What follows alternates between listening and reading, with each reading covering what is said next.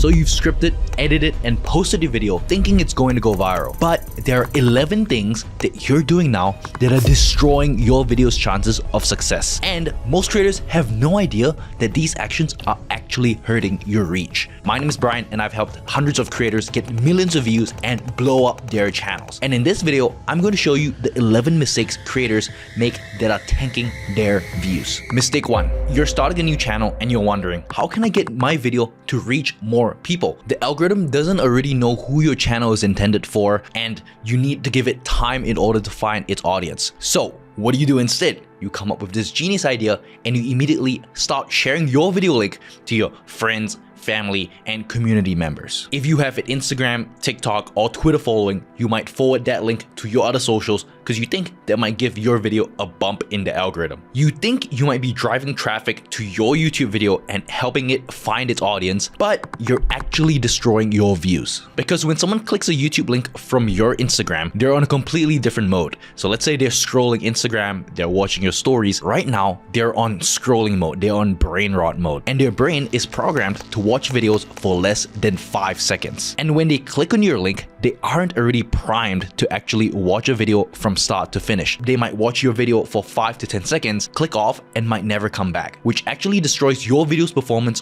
on the algorithm. Or another crucial mistake that new channels make is that they'll send their link to their friends and family. But the problem with this is that your friends and family aren't the actual intended audience for this channel. Even if they watch from start to finish, the problem is the algorithm will be trained on sending your video to the wrong audience, which might kill your channel before it even gets started. So driving external traffic to your video might actually be hurting it more than it is actually benefiting it. Really, the YouTube distribution system is designed to find your ideal audience within the platform. So you need to make the best YouTube video possible and just wait, letting the YouTube system rank your video for certain search terms or being pushed on browse to other viewers. So mistake number 1 is pushing external traffic to your video before it has a chance to find an audience. Mistake 2. Every few months, YouTube will roll out new features. But the thing is, most creators will completely ignore these new features that YouTube pushes. Think about it. When YouTube releases a new feature, they want people to actually use it. So to encourage people to use their new features for a period of time, they will drive more traffic to people using those actual features. And the main feature that I want to highlight that most people are overlooking is the collaboration feature. And right now, the biggest creators are taking advantage of this. We even have Mr. Beast and Mark Rober doing a collab to raise money for clean water. Or you also have Alex Hormozi, who has his main channel with 3.7 million subscribers, starting a highlights channel, pushing the traffic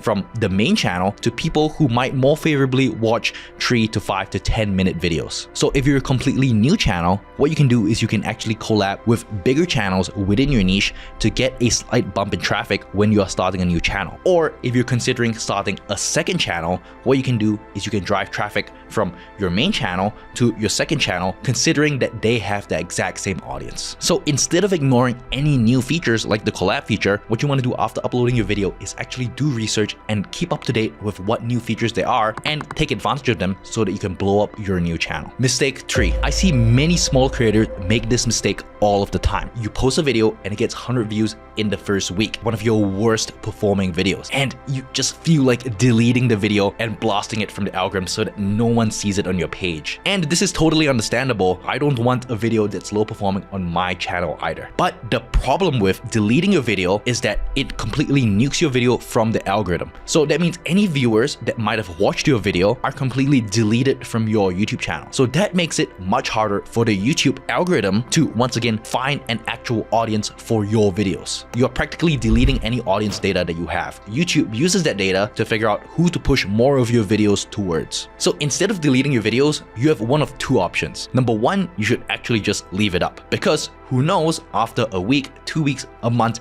maybe even 6 months, your video might actually start taking off afterwards. But let's say it's a video that's completely terrible, you don't want people to see it. Instead of deleting the video, what you want to do is unlist your video, because when you unlist your video, your YouTube channel still retains your audience data and doesn't completely nuke it from the algorithm. Mistake 4. So last year, YouTube released this A/B testing function. So with the A/B testing function, you could A/B test thumbnails, A/B test titles now, which is a more recent recent feature that they released. And the mistake that most creators make is that they'll see that their video initially doesn't perform well, and then they'll start A/B testing multiple titles, multiple thumbnails at once. But you don't want to A/B test way too early. You want to give your video time to actually find the algorithm. So really the problem with A/B testing too early is that you don't allow your initial winning concept to find an audience first. So what I would recommend is that you don't do any A/B testing within the first 48 hours. If you were to follow the actual flow of making a YouTube video, you would have the idea and the title and the thumbnail completely set. You would have the winning concepts that you have already initially designed. So give that winning concept 48 hours to actually get tested within the algorithm. And if after 48 hours the video is still flatlined, that's when you start A/B testing. What I would do is I would start with A/B testing the thumbnails,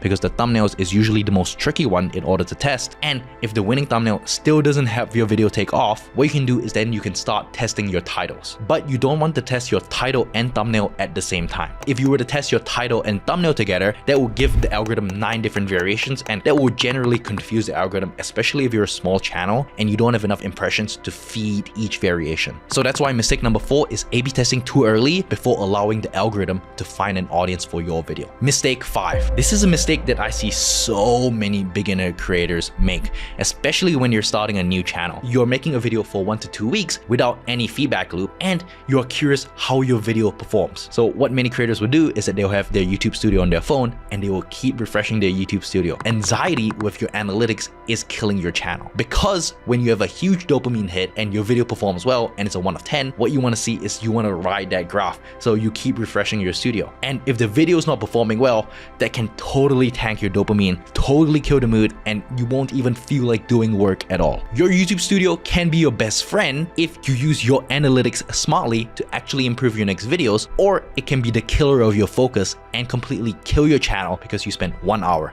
2 hours every single day refreshing your YouTube studio. Whether your video has 50 views after 1 day or 1,000 views after 1 day won't necessarily change your content strategy a whole ton. You're just tricking yourself into thinking that it might, but in reality it doesn't. Just focus on making better videos and focus on your next upload. That's why mistake number 5 is constantly refreshing your YouTube studio. Mistake 6. This next mistake is something that many business owners make that are actually completely killing their channel. So what they'll do is that they'll upload a video and they'll think, hey, what if I could help the YouTube algorithm find my audience much faster by using YouTube ads? So what they'll do is that they'll buy views to their YouTube video, buy impressions, so that it can actually help find an audience faster. While this might sound great in practice, more often than not, your YouTube ads account isn't really warmed up with the right audience. And the traffic that you're running YouTube ads to your actual YouTube video might not have the same audience as you are trying to attract for your specific YouTube video. So once again, this is the problem of feeding the wrong audience to your video before it actually finds the right audience that might allow it to get 100K, 200K, even 1,000,000 views. Some of the best creators don't even bother with YouTube ads because they're just better at YouTube. So really the solution isn't to find any shortcuts with YouTube ads or anything like that. What you want to do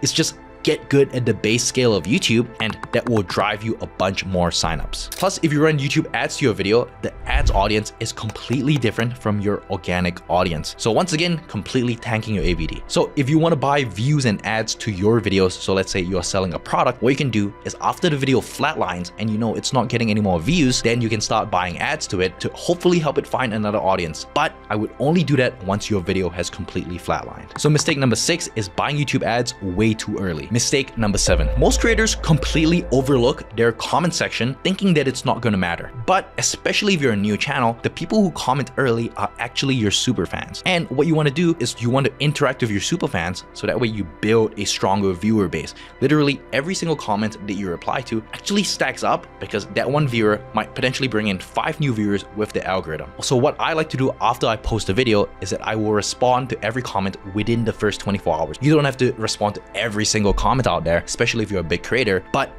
responding to within the first 24 hours really helps you build that initial fan base. So make sure to drop a comment and I'll 100% reply. That's why mistake number 7 is ignoring your early comment section. Mistake 8. Mistake 8 is made by most beginner YouTubers because they completely panic when this happens. Especially when you're posting a controversial video, anything commentary, there are probably going to be debates that are brewing in your comments. People these days in the comment sections are willing to go to war. They will fight each other on topics, and you'll see long comment threads of people responding to each other. And many YouTubers see this as argument and negative feedback for the algorithm. But these debates are what fuels your video and could actually increase your watch time. Because many of the time, if you notice your behavior as a viewer, you will click on the video, you will watch the video, and then you will scroll down to watch and read the comment section.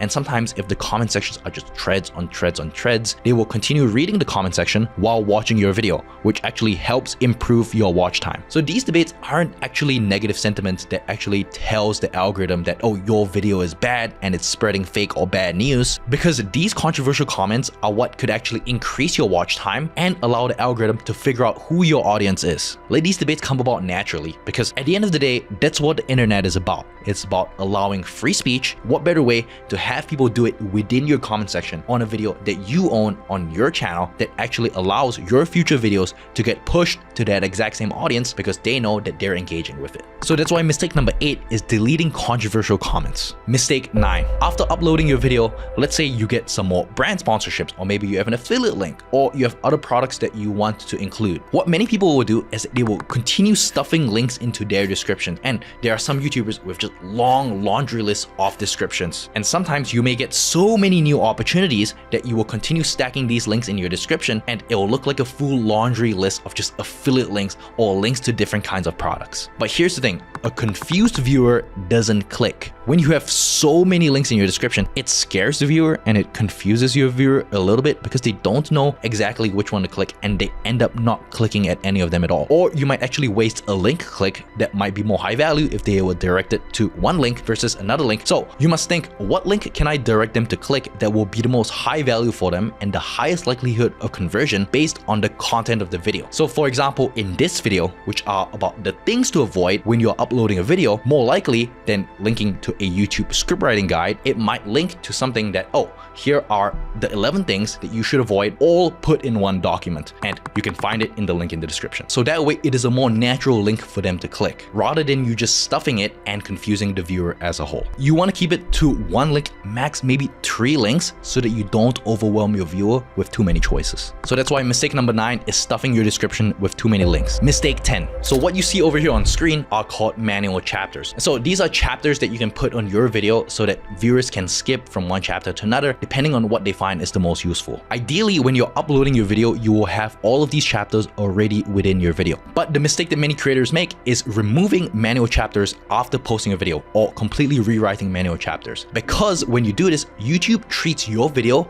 like a completely different one, and this could completely kill your video's momentum, even if your retention is good. So if for whatever reason your video chapters are screwed up, what I would do is not touch it at all and just let your video ride. If your video is flatline, then maybe you can change it so that the algorithm gives it a bump. But if your video is doing well and you've already published your chapters, or let's say you don't have chapters, what I would do is just not change it at all, because this is an additional signal to the algorithm that your video shouldn't be performing as well. That's why mistake 10 is adding or removing manual chapters. Mistake 11. There's this thing that you see all the way at the end of videos, which is called the end screen call to action. So what many creators will do is that they will present a subscribe call to action and maybe 2 videos. And really, this leads to analysis paralysis of your videos when you give them 3 end screen options. Once again, a confused viewer doesn't click, because the viewer's brain has to process several different data points in order to decide, oh, should I subscribe, or should I watch video 1, should I watch video 2? Some people even have 4 different call to actions. And when their brain is overloaded, they eventually do nothing and click off. It's essential to only have one end screen call to action, which is the natural video that they would watch after watching your video. So let's say you have solved one problem completely for them, and there's the next problem that they need solved for them. So let's say a viewer watched from start to finish a video on how to write intros for their YouTube videos. What you want to do is do a call to action